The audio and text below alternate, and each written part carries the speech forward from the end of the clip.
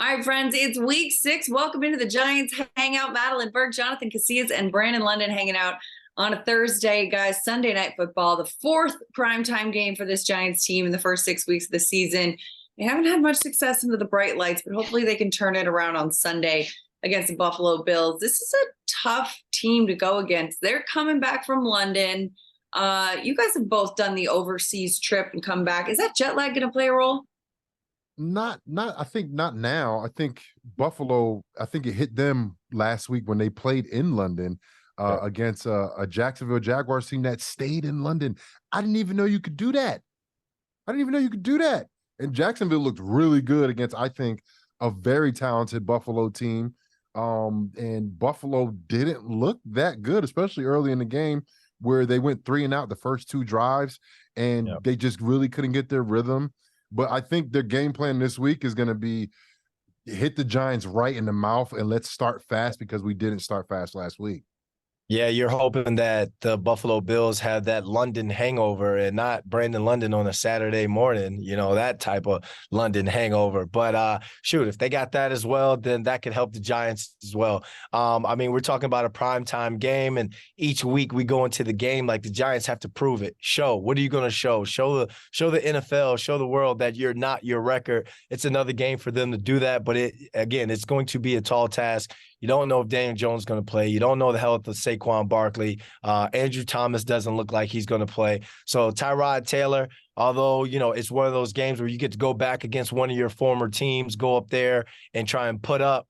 At the end of the day, though, we don't know what Tyrod is going to be able to do with this Giants offensive line. But at the end of the day, JC, still got to go out there and compete. Still compete. Absolutely. Yeah, still got to compete. And you mentioned the health of Daniel Jones, a lot of question marks. He's dealing with that neck injury. Didn't practice on Wednesday, didn't practice on Thursday. Not a good sign for the quarterback, even though he did say his goal is to play on Sunday, but it's not looking optimistic for him. And especially going up against a Bills team that has 21 sacks on the season, led by Leonard Floyd with 5.5 on the year so far. Bills also lead the NFL with takeaways, 13 on the season. This Bills defense is going to be a tough challenge for the Giants offense this week. Brandon, if you're the offensive coordinator, if you're Mike Kafka, and you're looking at this Bills defense, even though they're without Tre'Davious White, who went out in week 4 with the Achilles injury, they're without Matt Milano, the linebacker who went out with a broken leg last week. They're still, getting Von Miller back. They've still got Epinesa and a lot of big name pressure guys in that defense. Yeah, they're down Roquan Jones as well. So, you try and take advantage of that linebacking core in the secondary as well. You understand that the Von Miller and this pass rush is going to get after it. So if you want to do some things where it comes to RPO, quick game, try and get the ball out. I know I say it each week, but the yak receivers are going to have themselves a day. And it's just, as a receiver group, JC, it's one of those things where you're in the meetings each week and y'all are just waiting. You're just waiting for your chance, your opportunity to go out and show, because no one's gave up on the season just yet. Everyone's looking at this. I believe you're looking at this as, all right, this could be a rally game. This could be a statement game that even though we could be down player X, player Y, and player Z, we can still go out there and make some noise. You're just going to have to. So if you're in that receiver room, I don't know how creative Mike Kafka is going to be or wants to be, especially with the offensive line still banged up, and you got a QB2 and T2 Tyrod Taylor. But Tyrod is in his 13th year in this league. You can still have concepts. You can still have protections dialed up and shots dialed up in this offense. It's just about how the flow of this game is going to be, what it's going to look like, especially early. Do you attack early or do you play ball possession? So many things Mike Kafka can do, but at the end of the day, I'm sure if you're one of these Giants receivers or pass catchers, you want this game to fall on your shoulders or in your hand. But that's not the case, man. The case is, the situation is the offensive line. The offensive line being healthy was struggling. They're not healthy.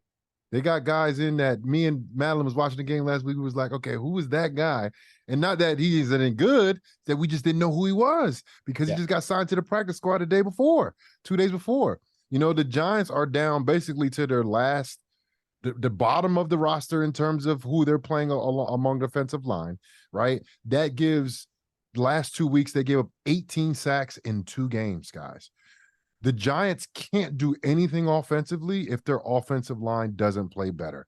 And I'm not making excuses, but whoever's out there, Evan Neal is the only guy that's been healthy the whole entire year that's playing his rightful position that he started the year with. He has to play better. Bredesen, whoever's out there, whoever's healthy, they have to improve because the Daniel Jones that we've seen last year, the Tyrod Taylor that we've known from the past, all of these receivers that signed, Campbell, Isaiah Hodgins, Slayton, all of these guys that we've seen in the past, we cannot see any of those things if the offensive line doesn't play better. That's just what it is. Against this Buffalo Bills defense, very, very conservative, but they're leading the league, like you said, Madeline, in takeaways. The reason why, because they're playing zone the whole time.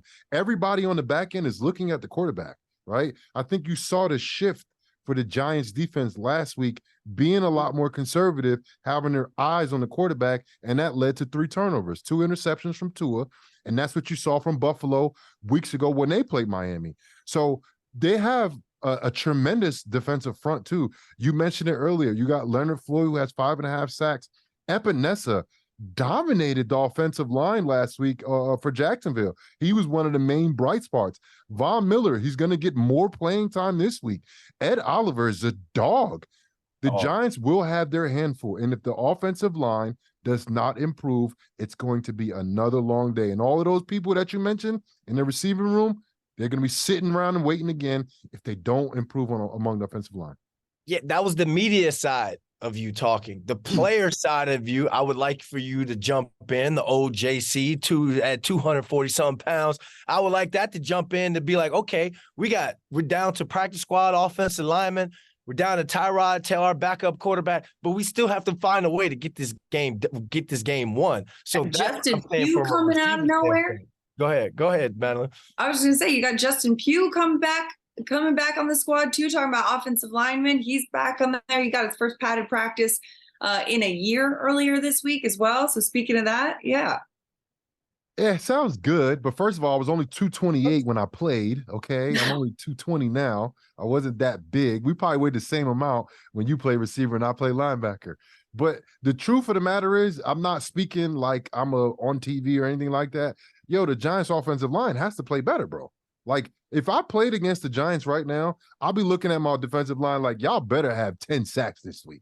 You know what I'm saying? Like, I'm making bets with my defensive linemen because they're about to feed on Daniel Jones or Tyrod Taylor, whoever's playing quarterback. Like, I'm going to look at them and be like, bro, if we give up 20 rushing yards, bro, like, we're going to pay somebody some money because this is offensive line is not good. You know, and I would say different words than that, but I still work for the Giants.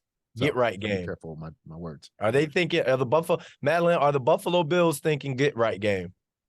I think the Buffalo Bills Buffalo Bills coming off a loss in London. I think they're not get right, but more of a bounce back. They could look at this as a bounce back game because they're right. They are good. They're in good condition right now at this point in the season. But that being said, you know, coming back off that trip with the amount of injuries they had, this could be, and this is me with my Giants shirt on here saying this could be a trap game too. If you're going to find a reason to say, okay, what is going to be the compelling point? This could be a trap game for Buffalo saying, all right, look at this. We're coming off a tough loss. We've lost a couple of significant players to injury. We're really banged up, really hurting, but we got the Giants on the schedule. Look at how much pressure they're giving up. Look at how easy this one could be. If they're not all gas going into this game, the Giants can catch them sleeping. I mean, look at the way the defense played last week. Winning the turnover battle, 3 takeaways from this Giants defense, including that 102-yard pick 6 from Jason Pinnock, and no turnovers. But more importantly, you're facing another quarterback in Josh Allen that loves to put the ball in a tight window, right? That's what happened with Tua. That's how that pick 6 happened, because he tried to squeeze that ball in between Okereke and Flott in there, I believe it was. And it didn't. It got tipped, and then Pinnock grabs it and runs it back and takes it to the house. So if they can kind of have their eyes on those opportunities, the defense can stay, can continue to trend in the right direction that we've seen the last few weeks. Tackling's gotten so much better. They've gotten some takeaways. Those things come in bunches. They've gotten some sacks. Those come in bunches. If the defense can level up and if the offense can find some way to put some points on the board, this could be a ball game, fellas. I mean, they If did ifs were lose to the gifts, then every Jets. day would be Christmas. They did lose to the Jets week 1. See? Yeah. See? And that loss plays into what you guys are talking about having your eyes on the quarterback in a tour trying to fit that ball in. Josh Allen's a gunslinger. You know, that works in a lot of, like, 90% of the time it works, but then that other 10%, it bites them and it stings them heavily. So when we're talking about this Giants defense, they understand what they're going up against because they just saw it last week. If they had success against what Wink was calling the greatest show on turf, or the 2023 version of it, you're not going to back down to the Josh Allen. Like it's like I had to go get some Dayquil.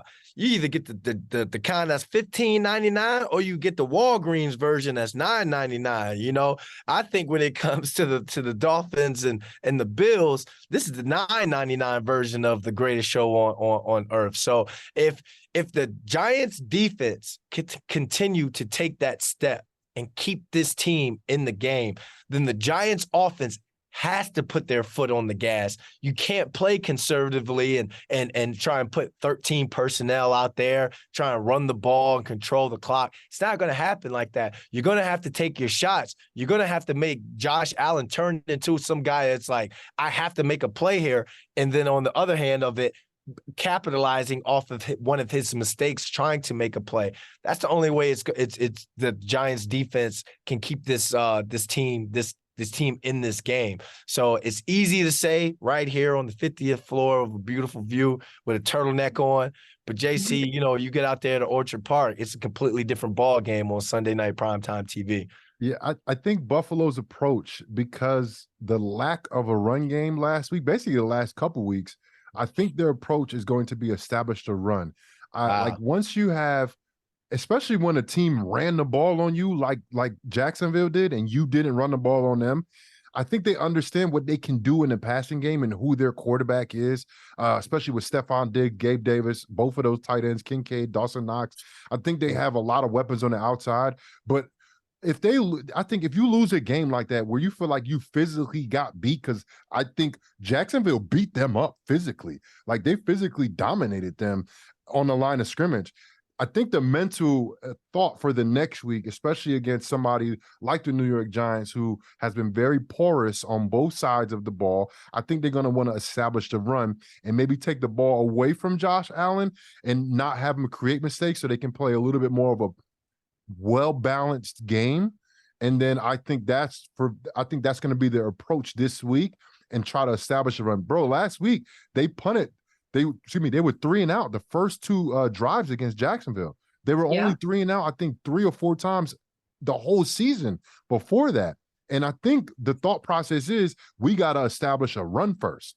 So I think it's going to be less Josh Allen early in the game, more Cook, more of the run game early in the game, and the Giants can do a good job against that. Then I think Josh Allen is going to have the ball in his hands. But then that puts it back into when he's playing well, when he's not throwing the ball to the other people that play for the other team, he's probably the best quarterback in the NFL, and that's very dangerous.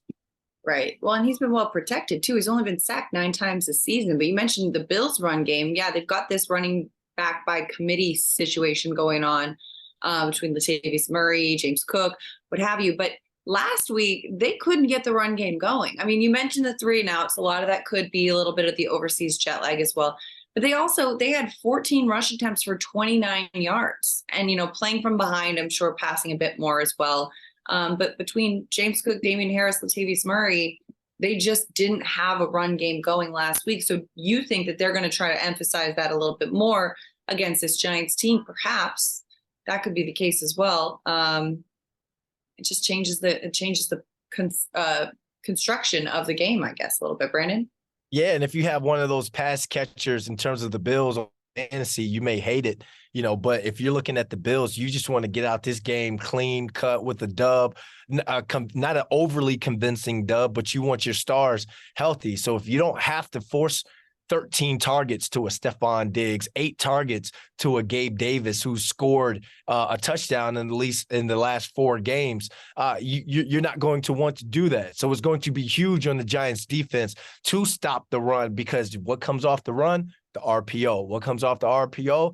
Play action. If they go play action, they are going down the field. They have 50-50 ball receivers who can come down and make plays. So it's going to be imperative for this Giants defense to stop the run. And then on the flip side of it, if the offense is going to try and play some sort of game possession clock management game, whatever you do, you have to move the field, and you need 7 out of that drive instead of 3. Can't chase 7 with 3. So it's going to be a tall task. You're going to hope that the Bills are rusty. You're going to hope that they come out, have another 11 penalty game. They were flagged 11 times out in London as well. You're going to need that. You're going to need some drop balls, that sort of thing. But at the end of the day, the game still has to be played. So if you're one of these Giants guys, receiver, DB, whatever it is, you got to look at it like, hey, it's showtime, it's opportunity, and why not do it on the biggest stage? Why not create some sort of upset throughout the NFL on the biggest stage, and that's primetime football. Do you know how much Buffalo's favored by? 14.5. That's really bad. That's bad. So bad, guys. Yeah. Has it ever been like that here in New York? Like, you know what's so crazy, B? And I don't know if I never paid attention when I played to any of those numbers or anything. I never did. But now, I'm away from the game and stuff like that. Now it gets brought up every now and again, but I never paid attention to it. Do you remember a time, though, with the New York Giants being favored, the other team being favored by over 2 touchdowns? Dude, before the playoff run last year, I would say when we were doing QB sneaks at the 1-yard line, I wonder what what the money lines were on those, Like it's like we forgot. It's like we forgot the years prior to the success we had last season. It's and a lot of people kind of got knocked off their high horse and players included, going into this season. But again, it's one of those things where it's like, if you see that you wearing that New York Giant logo on there, and what that logo means to the city, to this organization, to the tri-states, and you see 14.5, that's got to spark something to where it's like, you know what? I got to play above the numbers. I got to play above and beyond the Call of Duty. That has to rally itself right there, because JC, one of the worst things, one of the most disrespectful things, you could say to another team is that this is a get right game. Forget when you're going through the schedule and you're going through, that's a win, you're circling, that's a win, that's a W. If someone put GR, oh my God, get right. Yeah, and the thing is, the Giants have put themselves in that situation to where, the Giants are almost making guys, rookie of the year candidates and defensive rookie of the year candidates and, defensive player of the year candidates, because they're just giving up, like you said, you get a sack, you get a sack, you get a sack. Bro, they gave up over 30 sacks. Is it over 30 sacks or was it 30 sacks? 30 on the dot. 30 on the dot, or is it just Daniel Jones being sacked 30 times? Because, Tyrod got sacked too. And even Paris Campbell's been sacked. Campbell got sacked. We got wide receivers getting sacked, guys. Right. Listen, the Giants need to get right. The Giants need to figure out how to get themselves right now. And yeah, a lot of that starts with the offensive line too. Because like you brought up earlier in this show, Casillas, it's like 4 out of the 5 guys on the offensive line are guys that were not starters in their positions at the beginning of the season. And a couple of them playing out of position too. You've got a right guard playing left tackle right now. It's not easy to do. That being said, this is the National Football League. You're professionals. You're here for a reason. Got to do it. Got to show, especially Sunday Night Football. All eyes on you right here. All eyes. Do the Giants perform better this Sunday night than they showed not only this year, because Daniel Jones has only won one primetime game out of 13, I think. Is he 1-12 now? Do they actually perform better? And do they have a chance in pulling off the major upset? Because, bro, like two touchdown dogs is crazy.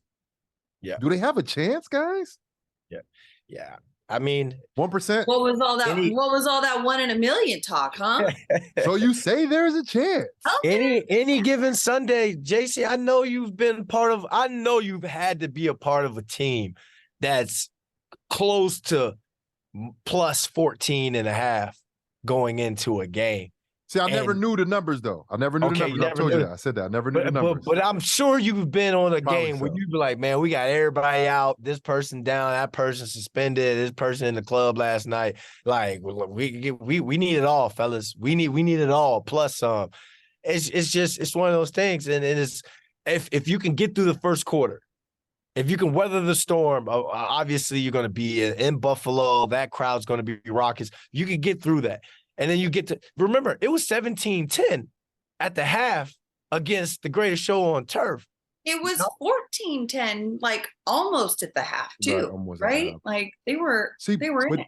This is where I'm like – I'm nervous because every show that I've done with you guys, with Schmelk, wherever, we always talk about the defense doing more because of the offensive line being hurt, Saquon being out. And remember, we were like, they have to take the ball away. Yeah, they had 3 turnovers, a defensive touchdown, and it still wasn't really that close of a game at the end. Now, this is where I'm like, all right, so we got to do 4 turnovers, 2 defensive touchdowns. Like the offense needs to level up this week.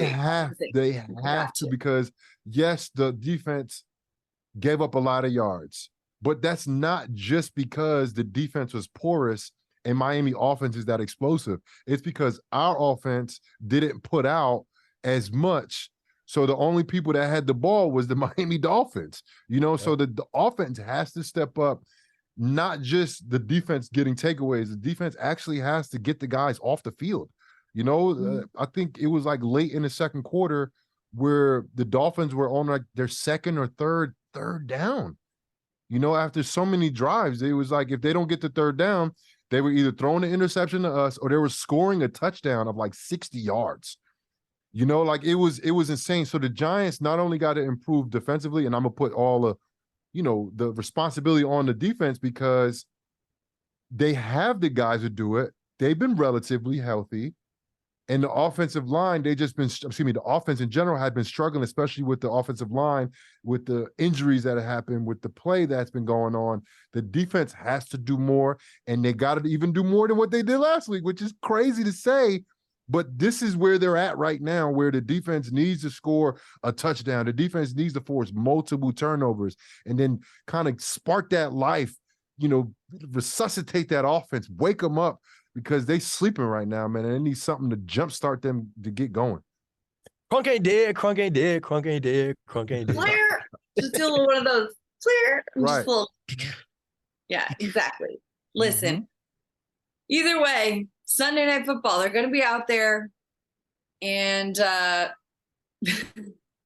you got nothing to say, huh, Madeline? You're just trying to figure it out. No, but we're in that situation. A lot of Giants content creators. I'm sure Bob Papa, Carl Banks, they're always trying to think about, all right, what can we say? What can we bring? What can we add to what it is? At the end of the day, it is what it is. Both player, coaches, everyone in that building knows what the situation is. And if you're a player and you're like, all right, our season's over, let me bring the golf bag in the locker room. Guys don't feel like they feel that way in the locker room. No, I don't feel that at all. I don't. I haven't felt that at all, which is why it's like, all right, that's why you're always trying to find a way. All right, do they go 13 personnel? Do they do X, Y, Z?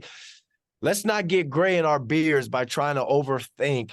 This Giants team needs to go out there, put their best foot forward, and show really good product. And then whatever happens from there just happens. Whatever happens, happens. Giants, Bills, Sunday Night Football, Week 6. We'll see how it all goes down, and we'll be back next week with more from the Giants Hangouts. For Jonathan Casillas and Brandon London, and Madeline Burke. We'll see you next week.